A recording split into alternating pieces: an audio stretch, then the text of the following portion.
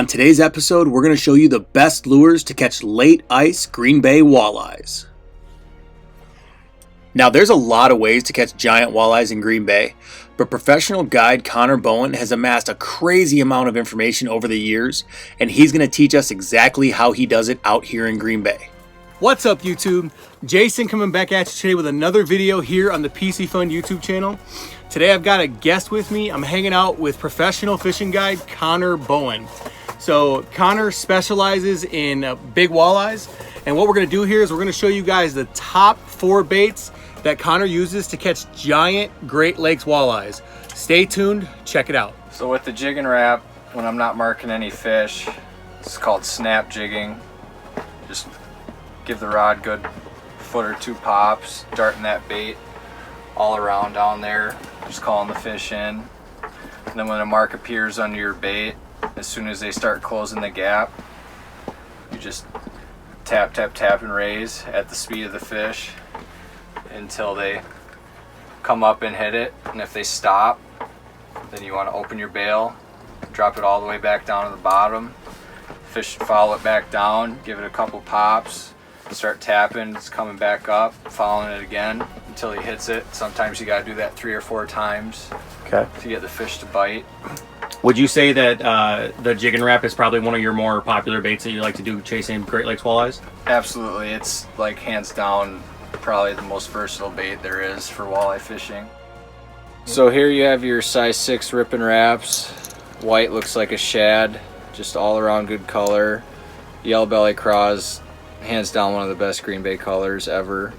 And we have the brand new Salmo rail shad in purple descent, which is an absolute banger. So we're not using ripping wraps today because the area we're fishing, but if I were to be using this bait, I'd drop it all the way to the bottom. Same thing as the Jigging Wrap, just give it good tall rips, let it fall all the way back down to the bottom. And if you mark a fish, a lot of the time with these ripping wraps, you know, guys will work them up just like a Jigging Wrap and the fish just lose interest. And oftentimes if you just work the bottom with shorter 6-inch hops, once you mark that fish and let the bait sit on the bottom for a second or 2, he'll come right down and suck it off the bottom and fish on. Now, would you say with the ripping wrap, does it have the same erratic darting action as a Jigging Wrap, or is it a little bit more subtle? So the wings on the back of the Jigging Wrap give it that really erratic darting action. The ripping wrap's more of a rattle and flutter straight up, jumps maybe a foot or so and just falls back down, and it's just more of a vertical. Sometimes when the fish get a little more finicky, we switch to spoons with either a minnow head or a whole minnow. This spoon has a rattle on it, which can call the fish in a little better or trigger them to bite, but sometimes they want it silent as well. But most of the time when I'm using a spoon, it's for negative fish. Now, when you're using a spoon, is that something that you're taking like a minnow head or a full minnow, or what are you kind of tipping that with, or do you tip it with anything?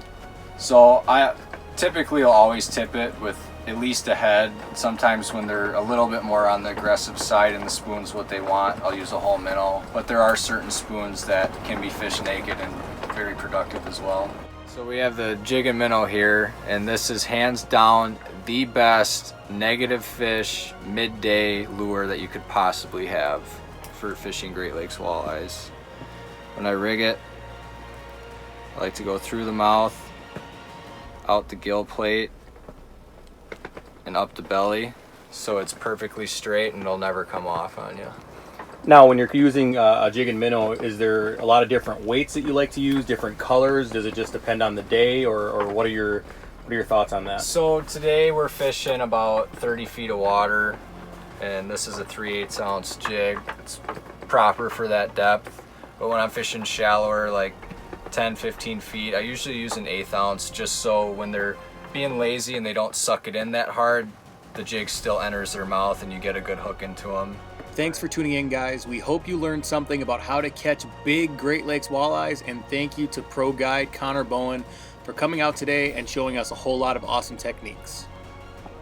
Thanks for watching, guys. Don't forget to smash that subscribe button. Head on over, check us out on Instagram, and hit us up on Facebook and Twitter. We'll see you on the water next time.